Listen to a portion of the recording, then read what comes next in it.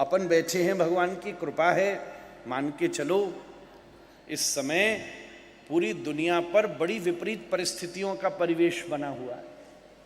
आप विचार कीजिए, कभी हवाई जहाज की समस्या आकर खड़ी हो जाती हैं, कभी व्यापारिक परिवेश की समस्याएं खड़ी हो जाती हैं, और इतिहास में बहुत लंबे समय के बाद हुआ है कि 15 ही दिन के अंतर में सूर्य ग्रहण और चंद्र ग्रहण एक साथ आ रहा है। पूर्णिमा के दिन चंद्र ग्रहण और अमावस्या के दिन सूर्य ग्रहण, ये भी बड़ी बात है।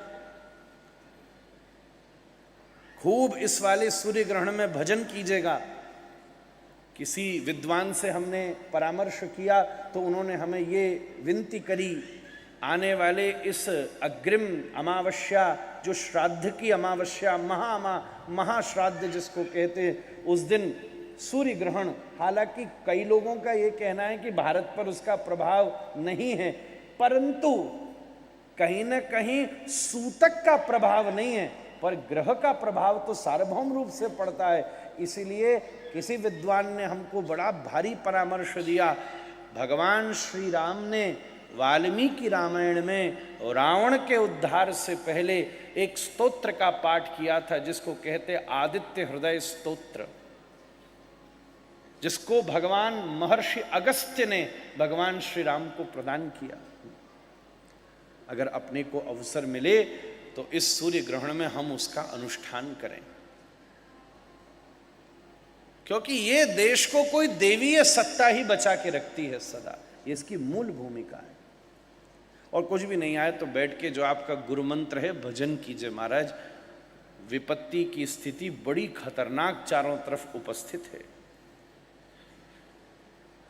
अक्टूबर मास में भी होने वाले कई प्रभाव विद्वानों के द्वारा भविष्य में घोषित हैं।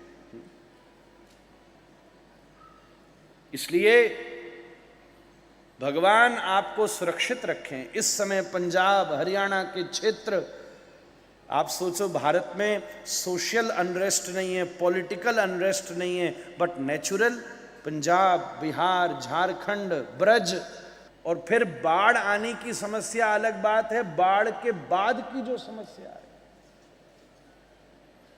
क्या बताऊं, बीमारी, महामारी, मक्खी मच्छर, ऐसी स्थिति चारों तरफ।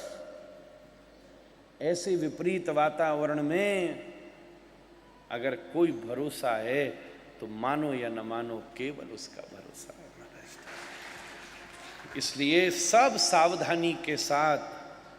हमने तो बड़ी सुंदर एक बात पकड़ी, 24 घंटे के दिन में अगर 24 मिनट भी आप भजन नहीं करते तो मनुष्य के जीवन पर शोक करना चाहिए।